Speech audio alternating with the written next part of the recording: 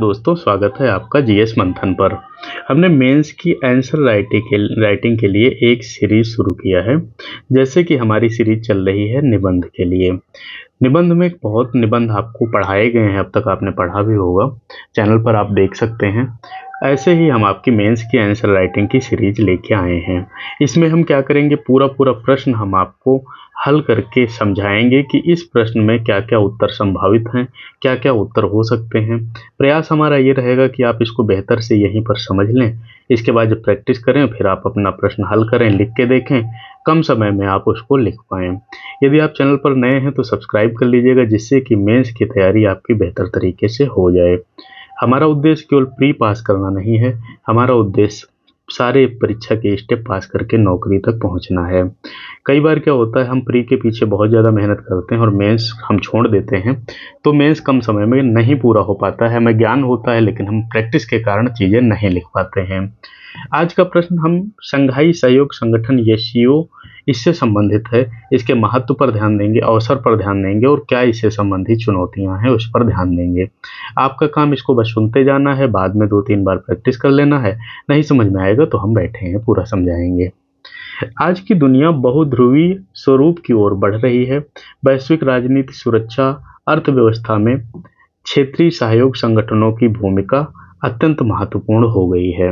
देखिए, पहले हम निबंध में भी प्रस्तावना लिखते हैं, प्रश्न में भी हम एक भूमिका लिखते हैं। ये हेडिंग नहीं डालते हैं प्रश्न में, निबंध में हेडिंग पड़ती है, प्रश्न में हेडिंग नहीं पड़ेगी, लेकिन हम इसमें भी थोड़ी भूमिका बताएंगे। इन्हीं संगठनों ने एक प्रमुख संगठन है शंघाई सहयोग संगठन, एससीओ इसको बोलते हैं। प्रधानमंत्री नरेंद्र मोदी ने एक बार कहा था, एससीओ एक ऐसा मंच है जो विश्वास, संपर्क और सहयोग की भावना को मजबूत करता है। यह कथन इस संगठन के बहुआयामी स्वरूप को रेखांकित करता है। अब देखिए, एससीओ की उत्पत्ति कब होती है, इसका इतिहास क्या है।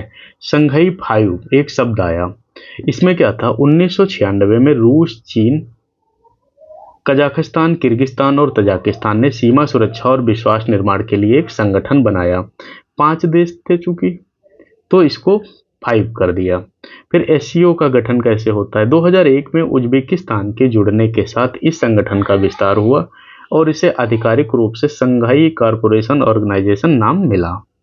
विस्तार और कितना हो, भारत और पाकिस्तान को 2017 में पूर्ण सदस्यता मिलती है और 2023 में ईरान भी इसका सदस्य बन जाता है। अब इसकी संरचना कैसी हो गई, वर्तमान में 9 देश इसमें हो गए। रूस है, चीन है, कजाकिस्तान है, किर्गिस्तान है, तजाकिस्तान है, उज्बेकिस्तान है, भारत है, पाकिस्तान है और अंत में ईरान है। मुख्यालय इसका कहाँ हुआ, बीजिंग चीन में मुख्यालय हुआ। इसकी जो आधिकारिक भाषाएं हैं वो रूसी और चीनी हैं। ये आपका वैसे भी इम्पॉर्टेंट है, कई बार पूछ लिया जाता है कि शंघाई की आधिकारिक भाषाएं कौन सी हैं। एससीओ शिखर सम्मेलन उच्च निर्णय लेने वाली एक निकाय है। प्रधानमंत्री परिषद यानी आर्थिक और प्रशासनिक मुद्दे, विदेश मंत्री परिषद विदेश नीति समन्वय, क्षेत्रीय आतंकवाद रोधी संरचना यानी आरएटीएस, आतंकवाद और कट्टरपंथ से मुकाबला। मुख्यालय इसका कहाँ है, ताशकंद, उज्बेकिस्तान में। उद्देश्य क्या है और कार्य क्षेत्र क्या है इसके, सदस्य देशों के बीच आपसी विश्वास और मैत्री बढ़ाना, क्षेत्रीय शांति, स्थिरता और सुरक्षा सुनिश्चित करना, आतंकवाद, अलगाववाद और उग्रवाद से लड़ना, आर्थिक, वैज्ञानिक, तकनीक, सांस्कृतिक और शैक्षिक सहयोग, परिवहन, ऊर्जा और कनेक्टिविटी परियोजनाओं का विकास। एससीओ का भू राजनीतिक महत्व, एससीओ विश्व की 40% आबादी और 20% से अधिक जीडीपी का प्रतिनिधित्व करता है।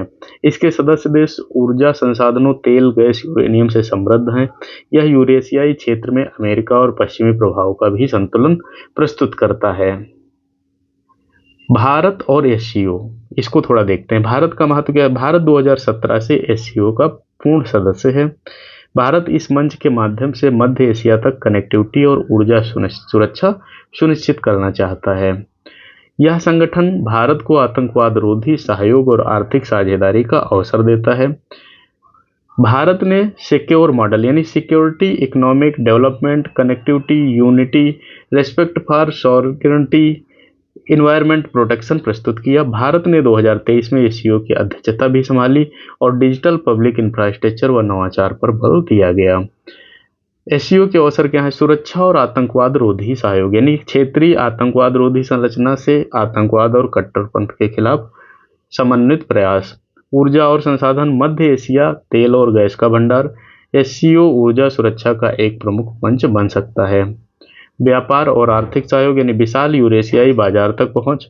चीन की बेल्ट एंड रोड इनिशिएटिव और भारत की कनेक्टिविटी योजनाओं में संभावनाएं। छात्रवृत्ति, सांस्कृतिक कार्यक्रम और शोध सहयोग। भारत के लिए अवसर क्या है? पाकिस्तान और चीन जैसे पड़ोसियों के साथ संवाद का मंच। मध्य एशियाई देशों से गहरे संबंध। एससीओ की चुनौतियां क्या हैं? भारत चीन और भारत पाक तनाव, सीमा विवाद और राजनीतिक अविश्वास एससीओ की एकता को प्रभावित करते हैं। आंतरिक विविधता और असमानता, ये क्या है? सदस्य देशों की राजनीतिक व्यवस्था, भाग, भाषा, संस्कृति और हित अलग अलग हैं। पश्चिम बनाम एससीओ, अमेरिका और नाटो देशों की नीतियों से टकराव, चीन और रूस का वर्चस्व अन्य देशों की भूमिका तक सीमित कर सकता है। कनेक्टिविटी की समस्या, भारत के पास मध्य एशिया तक सीधा स्थलीय मार्ग नहीं है। पाकिस्तान की भूमिका इसमें बाधा बनती है। आतंकवाद और कट्टरपंथ, अफगानिस्तान की स्थिति पूरे क्षेत्र की स्थिरता को प्रभावित करती है। वैश्विक राजनीति में एससीओ की भूमिका, बहुध्रुवीय विश्व व्यवस्था की ओर कदम। चीन और रूस के गठजोड़ से पश्चिमी क्षेत्रों को संतुलन, ऊर्जा, व्यापार और सुरक्षा में महत्वपूर्ण धुरी। हेनरी किसिंजर ने कहा था, पावर इज द अल्टरनेट आर्पोडिक। एससीओ इसी शक्ति संतुलन का साधन बन रहा है। भविष्य की राह और सुधार, भारत और पाकिस्तान को आपसी मतभेद छोड़कर सहयोगी रवैया अपनाना होगा। आर्थिक सहयोग और व्यापार को प्राथमिकता देनी होगी। कनेक्टिविटी परियोजनाओं को गति देना। आतंकवाद रोधी ढांचे को और सुदृढ़ करना। ऊर्जा और तकनीक को क्षेत्र में संयुक्त पहल। इस प्रकार संघीय सहयोग संगठन आज केवल एक क्षेत्रीय मंच नहीं बल्कि वैश्विक राजनीति का संपूर्ण स्तंभ बन चुका है। इसके पास ऊर्जा, सुरक्षा, व्यापार, कनेक्टिविटी के क्षेत्र में अपार संभावनाएं हैं।